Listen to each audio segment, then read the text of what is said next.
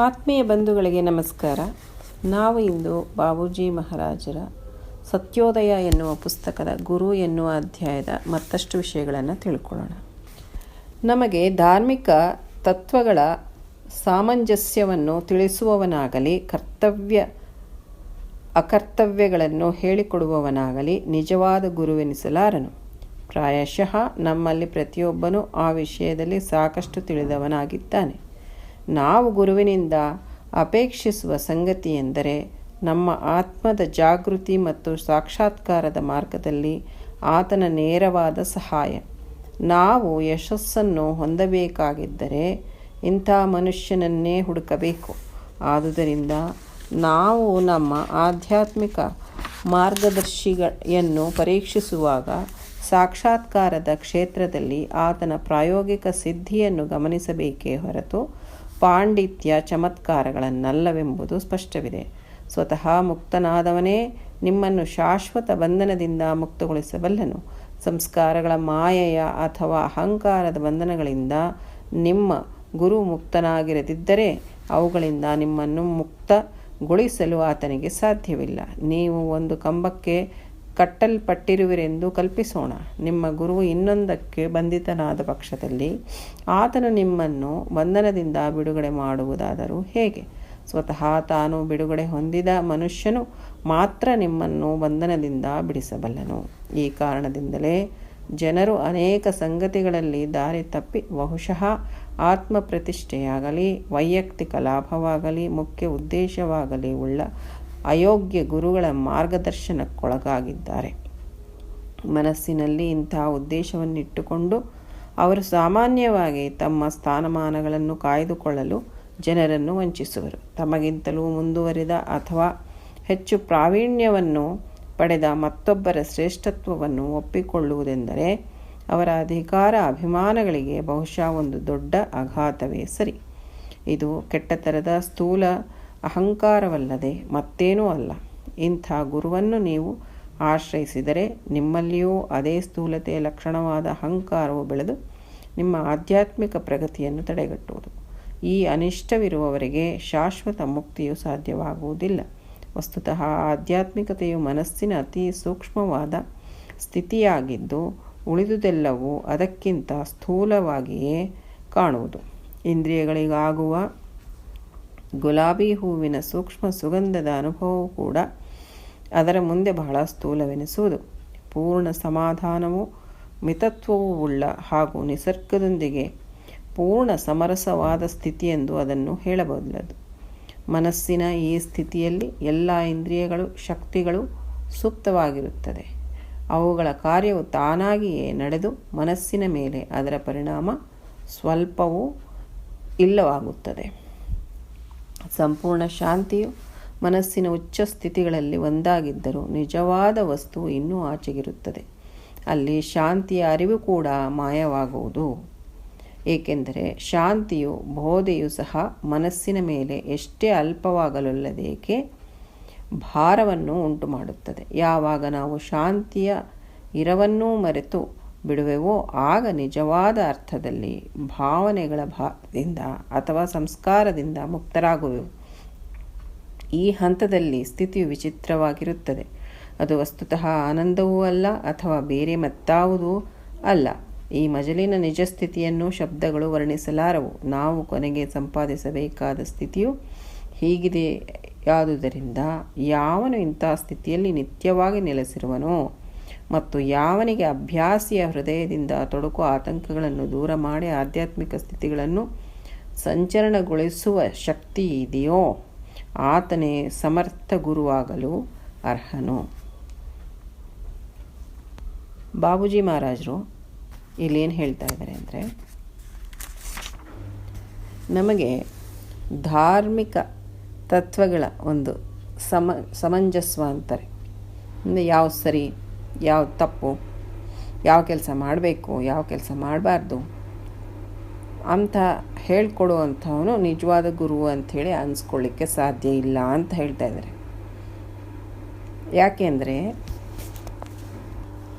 ನಮ್ಮೊಳಗೆ ಪ್ರತಿಯೊಬ್ಬರೂ ಆ ವಿಷಯದೊಳಗೆ ಸಾಕಷ್ಟು ತಿಳಿದವರಾಗಿದ್ದಾರೆ. ಎಲ್ಲರಿಗೂ ಗೊತ್ತು ಯಾವ್ದು ಮಾಡಬೇಕು ಯಾವ್ದು ಮಾಡಬಾರ್ದು ಅಂತ. ನಾವು ಗುರುವಿಂದ ಅಪೇಕ್ಷಿಸುವಂಥ ಸಂಗತಿ ಏನು ಅಂದರೆ, ನಮ್ಮ ಆತ್ಮದ ಜಾಗೃತಿ ಮತ್ತು ಸಾಕ್ಷಾತ್ಕಾರದ ಮಾರ್ಗದೊಳಗೆ ಆತನ ನೇರವಾದ ಸಹಾಯ ಬೇಕಾಗಿದೆ. ನಾವು ಯಶಸ್ಸನ್ನು ಹೊಂದಬೇಕಾಗಿದ್ದರೆ ಇಂಥ ಒಬ್ಬ ಮನುಷ್ಯನನ್ನೇ ನಾವು ಹುಡುಕಬೇಕು, ಯಾರು ನಮಗೆ ಸಾಕ್ಷಾತ್ಕಾರವನ್ನು ಕೊಡ್ತಾರೋ ಅಂಥವ್ರು. ಆದ್ದರಿಂದ ನಾವು ನಮ್ಮ ಆಧ್ಯಾತ್ಮಿಕ ಮಾರ್ಗದರ್ಶಿಯನ್ನು ಪರೀಕ್ಷೆ ಮಾಡುವಾಗ ಸಾಕ್ಷಾತ್ಕಾರದ ಕ್ಷೇತ್ರದೊಳಗೆ ಆತನ ಒಂದು ಪ್ರಾಯೋಗಿಕ ಸಿದ್ಧಿ ಏನಿದೆ ಅಂತನ್ನೋದನ್ನು ಗಮನಿಸಬೇಕೇ ಹೊರತು ಆತ ಎಷ್ಟು ಚೆನ್ನಾಗಿ ಮಾತಾಡ್ತಾ ಇದ್ದಾನೆ ಚಮತ್ಕಾರವಾಗಿ ಅಥವಾ ಪಾಂಡಿತ್ಯವನ್ನು ಹೊರಹಾಕ್ತಾ ಇದ್ದಾನೆ, ಬೇರೆ ಎಲ್ಲ ಚಮತ್ಕಾರಗಳನ್ನು ಮಾಡ್ತಾ ಇದ್ದಾನೆ ಅನ್ನೋದಲ್ಲ. ಯಾಕೆಂದರೆ ಸ್ವತಃ ಮುಕ್ತನಾಗಿರುವಂಥವನೇ ನಮ್ಮನ್ನು ಶಾಶ್ವತ ಬಂಧನದಿಂದ ಮುಕ್ತಗೊಳಿಸಲಿಕ್ಕೆ ಸಾಧ್ಯ.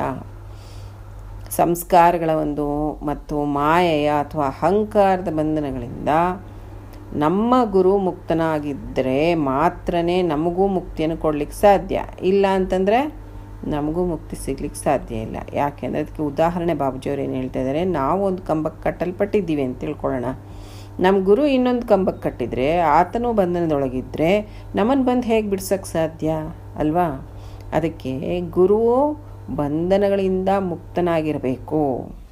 ಸ್ವತಃ ತಾನು ಬಿಡುಗಡೆ ಹೊಂದಿದ ಒಬ್ಬ ಮನುಷ್ಯ ಮಾತ್ರ ನಮ್ಮನ್ನು ಬಂಧನದಿಂದ ಬಿಡಿಸಲಿಕ್ಕೆ ಸಾಧ್ಯ. ಈ ಕಾರಣದಿಂದಲೇ ಜನರು ಬಹಳಷ್ಟು ವಿಷಯಗಳಲ್ಲಿ ಸಂಗತಿಗಳಲ್ಲಿ ದಾರಿ ತಪ್ಪಿ ಬಹುಶಃ ಆತ್ಮ ಪ್ರತಿಷ್ಠೆ ಆಗಲಿ ವೈಯಕ್ತಿಕವಾದಂಥ ಲಾಭವಾಗಲಿ ಮುಖ್ಯ ಉದ್ದೇಶವಾಗಿ ಇರುವಂಥ ಅಯೋಗ್ಯ ಗುರುಗಳ ಮಾರ್ಗದರ್ಶನಕ್ಕೆ ಒಳಗಾಗ್ಬಿಡ್ತಾರೆ. ಇದರಿಂದ ಏನಾಗುತ್ತೆ ಅಂದರೆ ಮನಸ್ಸಿನೊಳಗಿಂಥ ಉದ್ದೇಶನ ಇಟ್ಕೊಂಡು ಅವರು ಸಾಮಾನ್ಯವಾಗಿ ತಮ್ಮ ಒಂದು ಸ್ಥಾನಮಾನಗಳನ್ನು ಕಾಯ್ದುಕೊಂಡು ಇಟ್ಕೊಂಡಿರುವಂಥ ಗುರುಗಳಾಗಿರೋದ್ರಿಂದ ಅವರು ಜನರನ್ನೆಲ್ಲ ವಂಚಿಸ್ತಾ ಇರ್ತಾರೆ. ತಮಗಿಂತಲೂ ಮುಂದುವರೆದ ಅಥವಾ ಹೆಚ್ಚು ಪ್ರಾವೀಣ್ಯವನ್ನು ಪಡೆದಿರುವಂಥ ಮತ್ತೊಬ್ಬರ ಶ್ರೇಷ್ಠತ್ವವನ್ನು ಅವರು ಒಪ್ಕೊಳ್ಳೋದೇ ಇಲ್ಲ. ಯಾಕೆಂದರೆ ಅವರ ಅಧಿಕಾರ ಅಭಿಮಾನಗಳಿಗೆ ಅದು ದೊಡ್ಡ ಒಂದು ಆಘಾತ ಆಗುತ್ತೆ. ಬೇರೆಯವ್ರನ್ನ ಚೆನ್ನಾಗಿದೆಯಾ ಅಂತೇಳಿ ಹೊಗಳ್ಬಿಟ್ರೆ ನಾನು ಕಡಿಮೆ ಅಂತಲ್ವಾ ಅಂದ್ಕೊಳ್ಳೋದು. ಅದಕ್ಕೋಸ್ಕರ ಅವರ ಒಂದು ಇದಕ್ಕೆ ಆಘಾತ ಆಗತ್ತೆ. ಅದಕ್ಕೆ ಇದು ಒಂದು ಕೆಟ್ಟ ಥರದ ಒಂದು ಸ್ಥೂಲವಾದಂತಹ ಅಹಂಕಾರ ಅಲ್ಲದಿದ್ದರೆ ಮತ್ತೇನು ಅಲ್ಲ. ನೋಡಿ, ಬೇರೆಯವರಲ್ಲಿ ನಾವು ಒಂದು ಒಳ್ಳೆಯದನ್ನು ನಾವು ಕಂಡ್ರೆ ಅದನ್ನು ನಾವು ಮೆಚ್ಚಿಕೊಂಡು ಅರೆ ನಮಗಿಂತಲೇ ಇವರು ಉತ್ತಮವಾಗಿದ್ದಾರೆ ಈ ವಿಷಯದಲ್ಲಿ ಅಂತ ಹೇಳಿದರೆ ಅದು ನಮ್ಮ ಸರಳತನ ಕಾಣಿಸ್ತದಲ್ಲ. ಆದರೆ ಯಾವ ವಿಷಯದಲ್ಲಾಗಲಿ ನಮಗಿಂತಲೂ ಹೆಚ್ಚಿದ್ರೂ ಅದನ್ನು ನಾವು ಒಪ್ಕೊಂಡಿಲ್ಲ ಅಂತಂತಂದರೆ ಅದು ನಮ್ಮ ಅಹಂಕಾರನೇ. ಈ ಒಂದು ಅನಿಷ್ಠೆ ಇರುವಂತಹ ಗುರುಗಳನ್ನು ಆಶ್ರಯಿಸಿದರೆ ಏನಾಗುತ್ತೆ? ಶಾಶ್ವತ ಮುಕ್ತಿ ಅನ್ನೋದು ಸಾಧ್ಯನೇ ಇಲ್ಲ. ಅಷ್ಟೇ ಅಲ್ಲದೆ ಅಂಥ ಒಬ್ಬ ಶಿಷ್ಯರಲ್ಲಿ ಅದೇ ಒಂದು ಸ್ಥೂಲತೆ ಒಂದು ಲಕ್ಷಣ ಅಹಂಕಾರ ಬೆಳೀತದೆ ವಿನಃ ಆಧ್ಯಾತ್ಮಿಕ ಪ್ರಗತಿ ಆಗಲಿಕ್ಕೆ ಸಾಧ್ಯ ಇಲ್ಲ. ವಸ್ತುತ ಏನಂದರೆ ಆಧ್ಯಾತ್ಮಿಕತೆ ಮನಸ್ಸಿನ ಅತಿ ಸೂಕ್ಷ್ಮವಾದಂಥ ಸ್ಥಿತಿಯಾಗಿರೋದ್ರಿಂದ ಉಳಿದೆಲ್ಲದಕ್ಕಿಂತಲೂ ಸ್ಥೂಲವಾಗಿ ಕಾಣುತ್ತೆ. ಅಂದರೆ ಬೇರೆ ಯಾವುದೇ ವಿಷಯಗಳಾಗಲಿ ನಮಗೆ ಸ್ಥೂಲವಾಗಿ ಕಾಣುತ್ತೆ. ಆಧ್ಯಾತ್ಮಕ್ಕೆ ಭಿನ್ನವಾಗಿರುವಂಥದ್ದೆಲ್ಲನೂ ಇಲ್ಲಿ ಆಧ್ಯಾತ್ಮಿಕ ಒಂದು ಸ್ಥಿತಿ ಸೂಕ್ಷ್ಮವಾದಂಥ ಸ್ಥಿತಿ ಹೇಗಿದೆ ಅಂದರೆ ಇಂದ್ರಿಯಗಳ ಆಗುವಂತಹ ಗುಲಾಬಿ ಹೂವಿನ ಸೂಕ್ಷ್ಮ ಸುಗಂಧ ಏನಿದೆ ಅಲ್ಲ, ಒಂದು ಹೂವಿನ ಪರಿಮಳ, ಆ ಸುಗಂಧದ ಅನುಭವ ಕೂಡ ಅದ್ರ ಮುಂದೆ ಬಹಳ ಸ್ಥೂಲ ಅನ್ನಿಸ್ತದೆ. ನೋಡಿ, ಗುಲಾಬಿ ಹೂ ಪರಿಮಳ ಅಂದರೆ ಎಲ್ಲರಿಗೂ ಇಷ್ಟ ಆಗುತ್ತೆ. ಆದರೆ ಆಧ್ಯಾತ್ಮದ ಹಾದಿಯಲ್ಲಿ ನಡೀತಾ ಆ ಒಂದು ಸಾಧನೆ ಮಾರ್ಗದಲ್ಲಿ ಮುಂದುವರಿತಾ ಆ ಒಂದು ಸ್ಥಿತಿಗಳನ್ನು ಪಡ್ಕೋತಾ ಉನ್ನತ ಸ್ಥಿತಿಗಳನ್ನು ಹೋದವ್ರಿಗೆ ಅಷ್ಟು ಚಿಕ್ಕ ಪರಿಮಳ ಕೂಡ ಬಹಳ ಸ್ಥೂಲ ಅನ್ನಿಸ್ತಂದ್ರೆ ಅಷ್ಟೊಂದು ಸೂಕ್ಷ್ಮ ಆಗಿರುತ್ತೆ ಅವ್ರ ಸ್ಥಿತಿ ಅಂಥೇಳಿ. ಪೂರ್ಣ ಸಮಾಧಾನ ಮಿತತ್ವ ಇರುವಂಥ ಮತ್ತು ನಿಸರ್ಗದೊಂದಿಗೆ ಪೂರ್ಣ ಸಮರಸನ ಆಗಿರುವಂತಹ ಸ್ಥಿತಿ ಅಂಥೇಳಿ ಬಾಬೂಜಿ ಮಹಾರಾಜರು ಅದನ್ನು ಹೇಳ್ತಾ ಇದ್ದಾರೆ. ಮನಸ್ಸಿನ ಈ ಸ್ಥಿತಿಯಲ್ಲಿ ಎಲ್ಲ ಇಂದ್ರಿಯಗಳು ಶಕ್ತಿಗಳು ಸೂಕ್ತವಾಗಿ ಇರ್ತವೆ. ಅವುಗಳ ಕಾರ್ಯ ಅದಷ್ಟಕ್ಕದೇ ನಡೀತಾ ಹೋಗಿ ಮನಸ್ಸಿನ ಮೇಲೆ ಅದರ ಪರಿಣಾಮ ಸ್ವಲ್ಪನೂ ಆಗೋದಿಲ್ಲ. ಸಂಪೂರ್ಣ ಶಾಂತಿ ಏನಿದೆಯಲ್ಲ ಅದು ಮನಸ್ಸಿನ ಒಂದು ಉಚ್ಚವಾದಂತಹ ಸ್ಥಿತಿಗಳಲ್ಲಿ ಒಂದಾಗಿದ್ದರೂ ಕೂಡ ನಿಜವಾಗಿರುವಂತಹ ವಸ್ತು ಏನಿದೆಯಲ್ಲ ಅದು ಇನ್ನೂ ಆ ಕಡೆಗಿದೆ. ಅಲ್ಲಿ ಶಾಂತಿಯ ಅರಿವು ಕೂಡ ಮಾಯ ಆಗತ್ತೆ. ಯಾಕೆಂದರೆ ಶಾಂತಿಯ ಬೋಧೆ ಏನಿದೆಯಲ್ಲ ಅಂದರೆ ಅದರ ಭಾಷೆ ಏನಿದೆಯಲ್ಲ ಅದು ಕೂಡ ಮನಸ್ಸಿನ ಮೇಲೆ ಎಷ್ಟೋ ಸ್ವಲ್ಪ ಭಾರವನ್ನು ಉಂಟು ಮಾಡುತ್ತೆ ಅಂತ ಹೇಳ್ತಾರೆ. ನೋಡಿ, ಇದು ಎಂಥ ಒಂದು ಸೂಕ್ಷ್ಮವಾದಂಥ ಸ್ಥಿತಿ ಅಂತ. ಎಲ್ಲರೂ ಶಾಂತಿ ಬೇಕು, ನೆಮ್ಮದಿ ಬೇಕಂತಾರೆ. ಆಧ್ಯಾತ್ಮದ ಉನ್ನತವಾದಂಥ ಸ್ಥಿತಿಗೆ ಹೋದಾಗ ಆ ಶಾಂತಿ ಅನ್ನೋದು ಕೂಡ ಭಾರ ಆಗತ್ತೆ ಅಂತ ಹೇಳ್ತಾರೆ.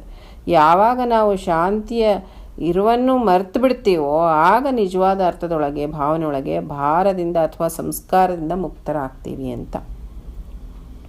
ಅದಕ್ಕೆ ಶಾಂತಿ ಬೇಕು, ನೆಮ್ಮದಿ ಬೇಕು ಅನ್ನೋರಿಗೆ ಇದನ್ನು ಅಂಡರ್ಲೈನ್ ಮಾಡ್ಕೋಬೇಕಾಗಿರುವಂಥ ವಿಷಯ. ಆಧ್ಯಾತ್ಮದ ಹಾದಿಯಲ್ಲಿ ಶಾಂತಿ ಕೂಡ ಭಾರನೇ ಅಪ್ಪ ಅಂತ ಹೇಳಿ. ಈ ಹಂತದೊಳಗೆ ಸ್ಥಿತಿ ಏನಿದೆಯಲ್ಲ ವಿಚಿತ್ರವಾಗಿರ್ತದೆ. ಯಾವುದು ಅಂದರೆ ಅದು ವಸ್ತುತ ಆನಂದ ಅಲ್ಲ, ಅಥವಾ ಬೇರೆ ಮತ್ತೇನಾದ್ರೂ ಅಲ್ಲ. ಈ ಒಂದು ಮಜಲಿನ ಒಂದು ನಿಜವಾದಂಥ ಸ್ಥಿತಿ ಶಬ್ದಗಳು ವರ್ಣಿಸಲಿಕ್ಕೆ ಸಾಧ್ಯ ಆಗಲ್ಲ. ನಾವು ಕೊನೆಗೆ ಸಂಪಾದಿಸಬೇಕಾಗಿರುವಂಥ ಸ್ಥಿತಿ ಹೇಗಿದೆ ಅಂತಂತಂದರೆ, ಯಾರು ಇಂಥ ಸ್ಥಿತಿಯೊಳಗೆ ನಿತ್ಯವಾಗಿ ನೆಲೆಸಿರ್ತಾನೋ ಮತ್ತು ಯಾರಿಗೆ ಅಭ್ಯಾಸಿಯ ಹೃದಯದಿಂದ ತೊಡಕೋ ಆತಂಕಗಳನ್ನು ದೂರ ಮಾಡಿ ಆಧ್ಯಾತ್ಮಿಕ ಸ್ಥಿತಿಗಳನ್ನು ಸಂಚಲನಗೊಳಿಸುವಂತಹ ಶಕ್ತಿ ಇದೆಯೋ ಆತನೇ ಸಮರ್ಥನಾದಂತಹ ಗುರುವಾಗಲಿಕ್ಕೆ ಅರ್ಹ ಅಂತ ಹೇಳಿ ಬಾಬೂಜಿಯವ್ರು ಹೇಳ್ತಾ ಇದ್ದಾರೆ.